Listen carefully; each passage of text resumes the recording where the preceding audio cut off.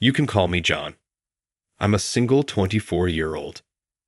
I work at a well-known department shop in Manhattan's downtown right now. My smartphone started ringing just as I was thinking about going back to bed after drinking too much and suffering from a pounding hangover. My supervisor, the department manager, was the one who called. On the day off, why would he be calling the store? My supervisor welcomed me with excitement as I answered the phone, looking at me like I was lost. Good morning, John. I'll pick you up this evening as promised. What pledge are you referring to? You're really humorous. Did you not mention at the party yesterday that you would go on a date with my daughter and possibly even try cohabiting? His reply was so out of the blue that it utterly confused me. My supervisor added, "Talk to you later," and abruptly hung off, but I was too shocked to respond. I tried to calm myself down by drinking some water, as I couldn't understand what was going on. I felt awful when I considered the party from last night. I was drinking beer to bury my sorrows after going through a breakup at the company's drinking party. Layla, a gorgeous 22-year-old model with an amazing body, was my ex-girlfriend. I was in love with her, but after we had a talk and she cheated on me, we decided to end things. Layla stated that if I was going to accuse her of cheating, there were plenty of other men out there instead of me, and it would be best to end the relationship. I was upset by her callous remarks and turned to alcohol to drown my sorrows. My recall of what transpired next is hazy, but I believe I told my supervisor about my sadness. A scary reality came to light just as I was getting a message from a coworker asking how I was doing yesterday and what I had discussed with my supervisor. Upon observing my distraught mood, my supervisor proposed. How about going on a date with my daughter? This year is her 37th birthday, and she appears ready to tie the knot. She appeared to like you when she spotted you at the store, and she is sincerely looking for a mate. I would really like to see my grandchildren, as I will shortly be retiring. I'm married to an elderly woman, and I promise it's wonderful. I seem to have answered nonchalantly, "Sure, why not?" when I was intoxicated. My supervisor, who was encouraged by my answer, even made the suggestion that we try living together for a month in order to get to know one another better. Once you get to know her, I'm sure you'll like her. I hate my old self for lifting a glass and saying that in response to your words, boss. I truly want to flee, but I can't since I accepted this on my own. My supervisor arrived at my house in the evening as agreed upon to pick me up. It seems that our destination was an upscale eatery, where I was expected to have my first encounter with his daughter. We would go straight to my daughter's apartment, where she lives alone, after supper. The apartment is completely equipped, so all you need to bring is essential gear. I'll transport your belongings to the apartment while you two are dining. Additionally, since it's a big occasion, how about dressing up in a stylish suit? I believe it will greatly increase your charm. All right. My boss's excitement overwhelmed me, so I gathered my belongings, dressed into a suit, and slid into the car. I'm sure you two will get along, my supervisor would smile and say again as we were traveling. I started to feel hopeful as I listened to him. Despite my strong attraction to younger, attractive women, I recently experienced a traumatic breakup and decided it could be a good idea to try dating an older woman this time. And perhaps my boss's daughter is attractive, given how strongly he is pushing this. I went to the restaurant with these fantasies in mind, but my aspirations were dashed right away. The woman who was waiting for me was not the normal kind. She was a really overweight person. Normally, I like thin ladies. My sister and mother feel the same way. This woman in front of me appeared to be really large. "It's good to meet you. My name is Grace," she said kindly. It seemed that her outfit, with its beautiful flowery print, was mismatched. Perhaps it was because her outfit was bright colored, and her hair was a completely different color.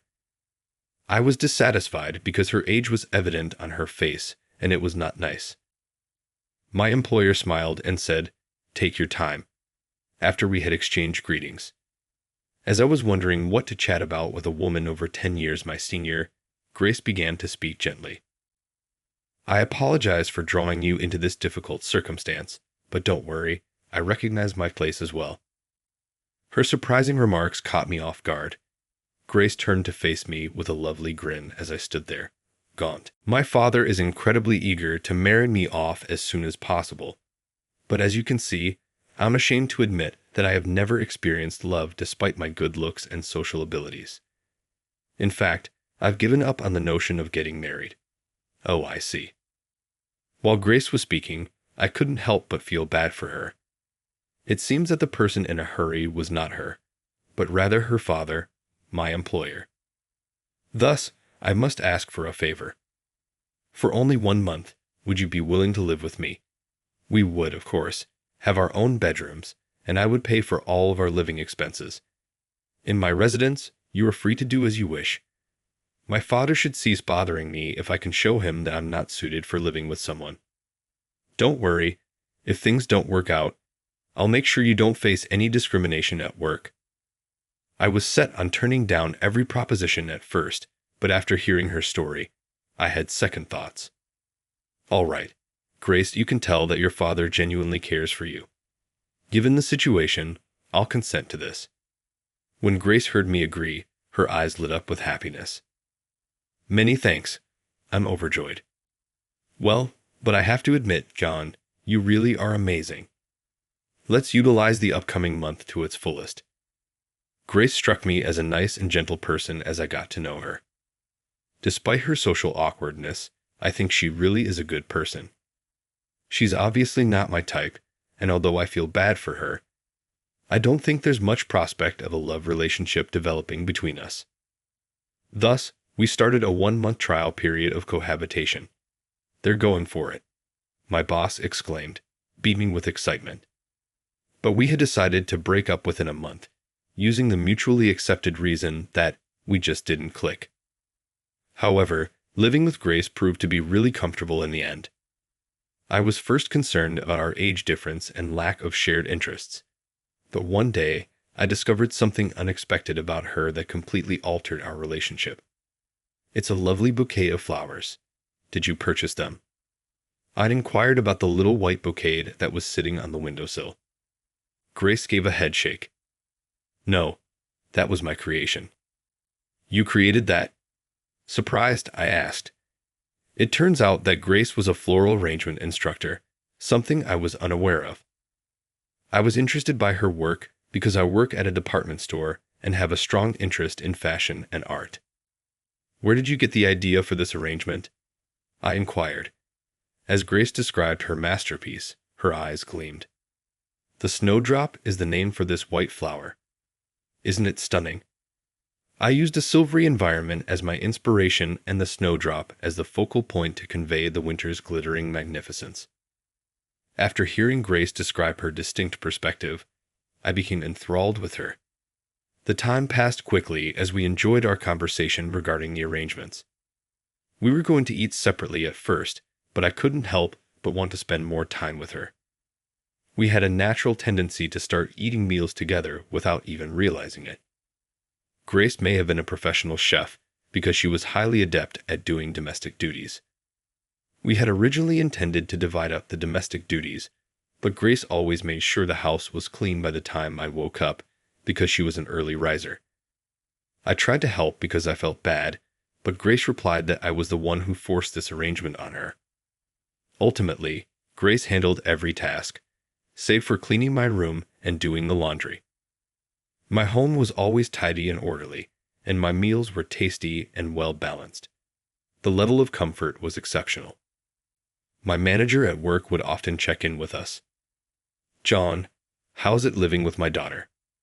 It's truly pleasurable. Grace is really good at doing housework. I sincerely appreciate it. I'm glad to hear that. She claims that someone like me can never experience love. Despite being our beloved daughter, she constantly minimizes herself. After hearing my boss's story, I had an idea. I chose to give Grace a gift of my own because I'd been meaning to thank her for her wonderful dinners. I chose to use my sewing talents to create a personalized pie for her after finding a suitable piece of cloth. My covered pastime is stitching, and my mother taught it. I work at a department store now, managing the fashion floor. Of course, I had to take her measurements so I could make the garment. Grace was excited to hear about my plan when I told her. Oh, I'm very grateful. John, I'll let you handle the measures then. Yes, please, thank you. I held Grace's arms out gently, nervousness taking hold of me. I was so excited to see her body up close for the first time that my heart was racing. Whoa, that girl is huge. Grace was definitely larger than typical, but I think that part of her advantage was that she could wear some styles better than others. In keeping with that belief, I gave her a handcrafted dress. This is mine to keep. Grace looked stunning in the shiny black dress with its patterns of huge white roses. I eventually started to think that her stylish attire was more attractive than her cutesy, frilly ones. Her bigger frame seemed to be perfect for striking patterns and distinctive looks. Grace, you really look amazing. Could I apply your makeup as well, if you'd like?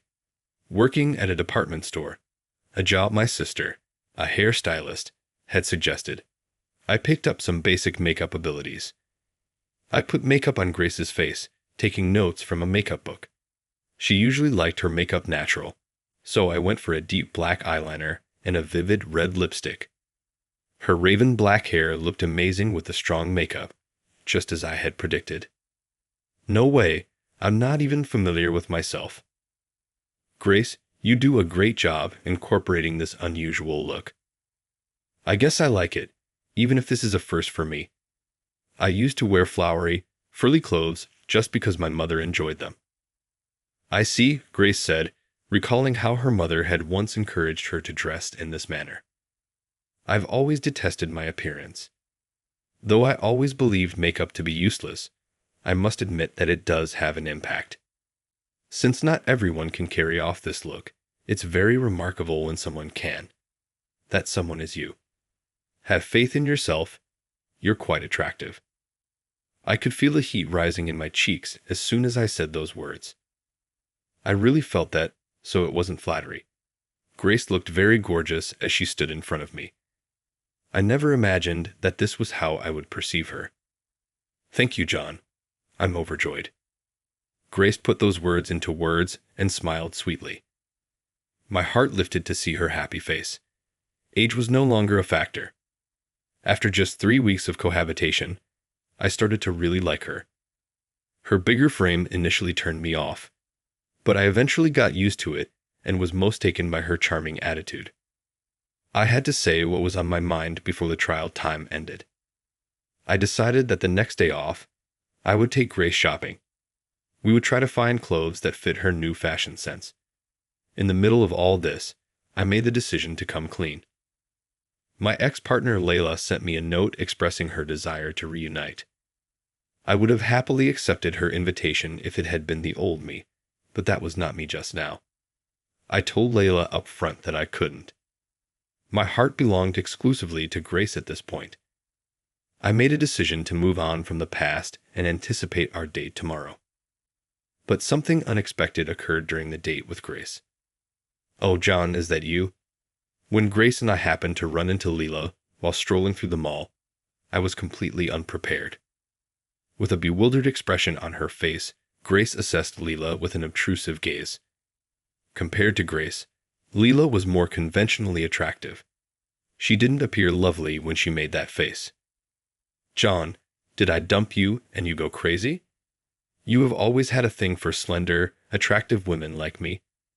Strolling around with a bulky, mature woman such as she is, your taste has significantly declined.